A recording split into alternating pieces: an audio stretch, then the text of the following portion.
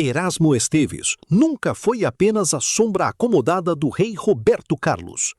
Com mais de 1,90 m, ele escondia talentos inusitados e segredos de bastidores impressionantes. Você sabia que foi o genial Tim Maia quem lhe ensinou os primeiros e definitivos acordes de violão? Erasmo foi o verdadeiro e indiscutível arquiteto do rock and roll no Brasil.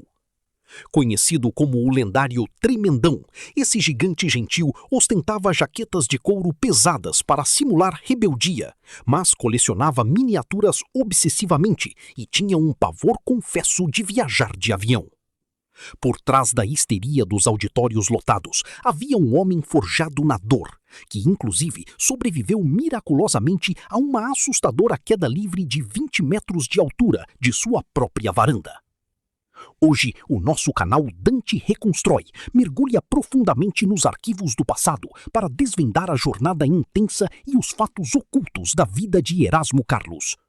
Faremos uma análise pericial de sua ascensão meteórica, revelando detalhes curiosos que a grande mídia ignorou, contrastando sua imagem de bad boy com sua extrema sensibilidade lírica e pessoal.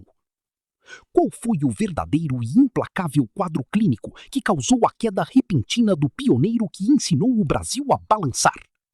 Prepare-se agora mesmo para uma reconstrução histórica detalhada e altamente emocionante da vida, dos acidentes chocantes e da morte surpreendente deste inigualável ícone da nossa música.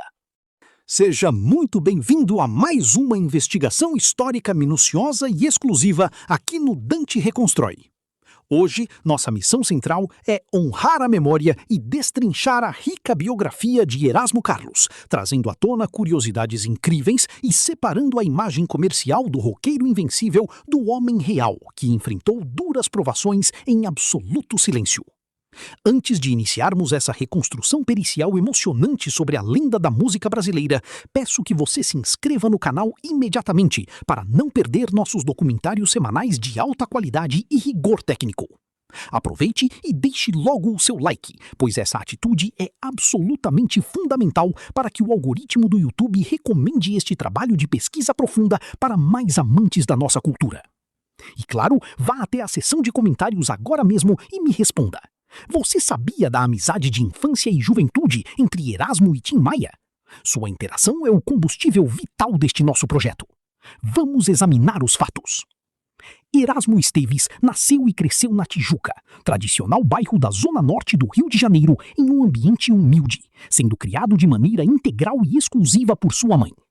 Um fato altamente curioso e pouco divulgado sobre a formação pericial desse gigante é que seus primeiros passos musicais não foram instintivos ou solitários, mas guiados por outro futuro titã da nossa música.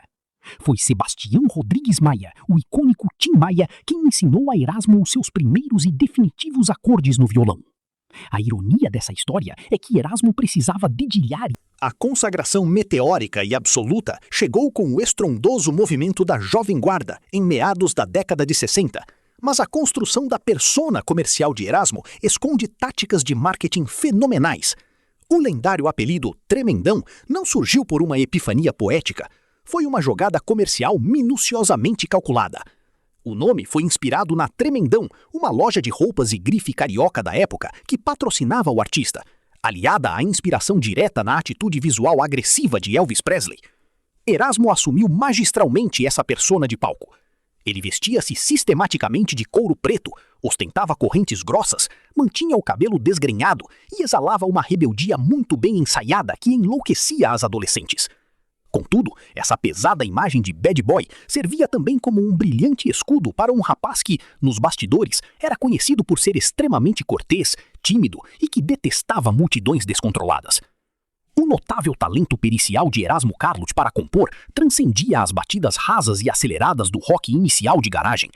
A parceria inquebrável firmada com Roberto Carlos resultou em um dos catálogos musicais mais valiosos da história. Mas o método de trabalho deles é uma curiosidade à parte.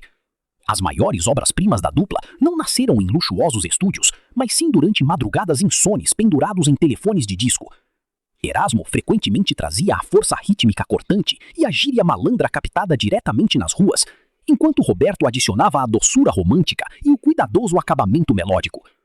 O rigor absurdo que ele aplicava na construção das sílabas perfeitas demonstrava. Apesar de todo o êxito fenomenal gerado pela máquina televisiva, o final da década de 60 trouxe uma crise de identidade profunda e sufocante para o artista.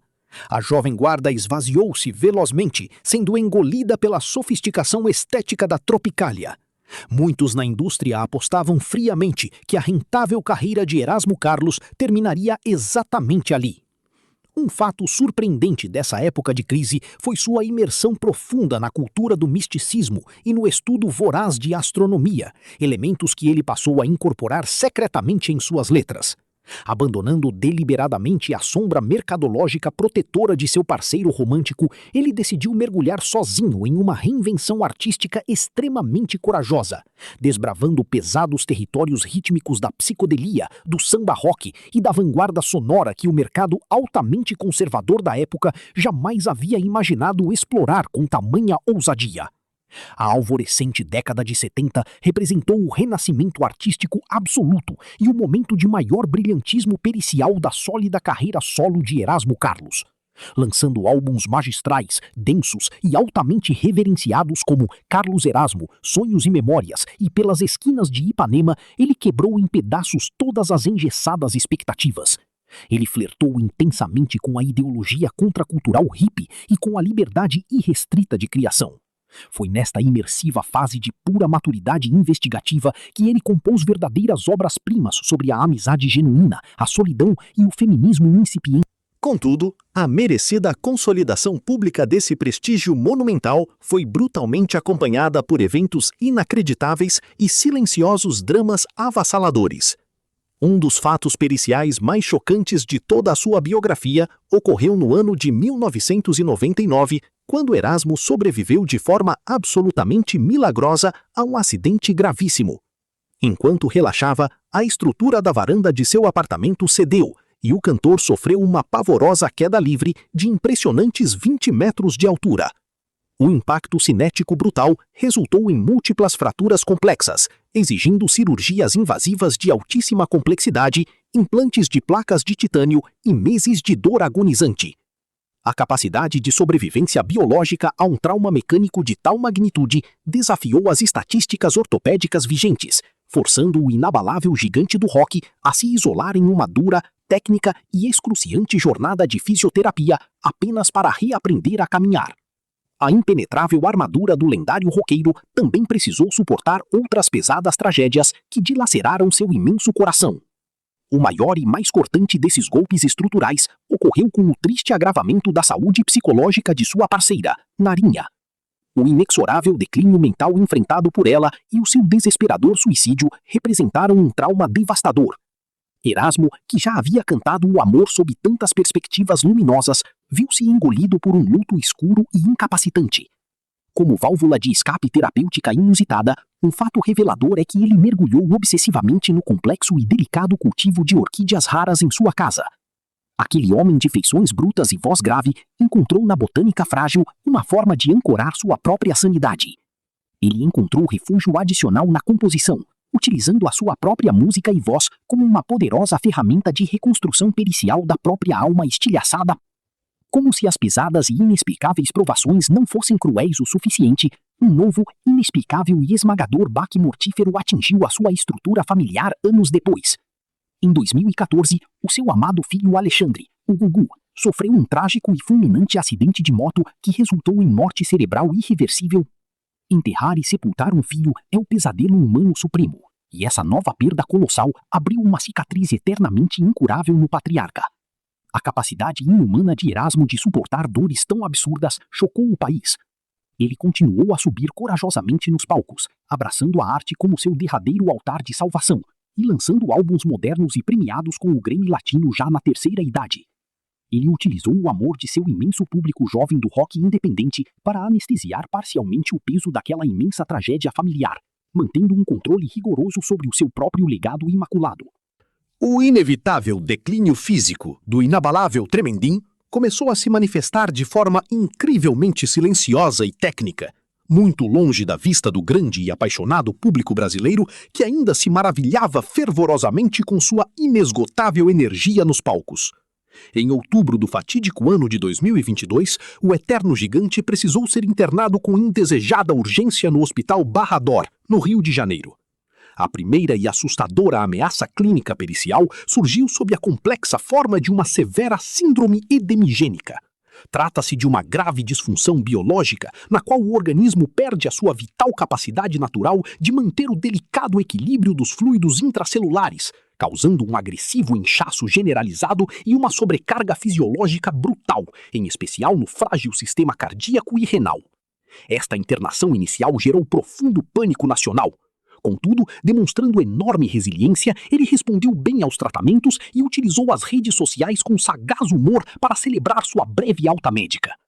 Apesar dessa corajosa e amplamente comemorada vitória clínica temporária, as cansadas defesas imunológicas do guerreiro de 81 anos estavam silenciosa e perigosamente fragilizadas por um inimigo celular obscuro e terrivelmente agressivo. Poucas semanas após o seu reconfortante retorno ao lar, a dramática situação do compositor exigiu uma drástica intervenção hospitalar de total emergência.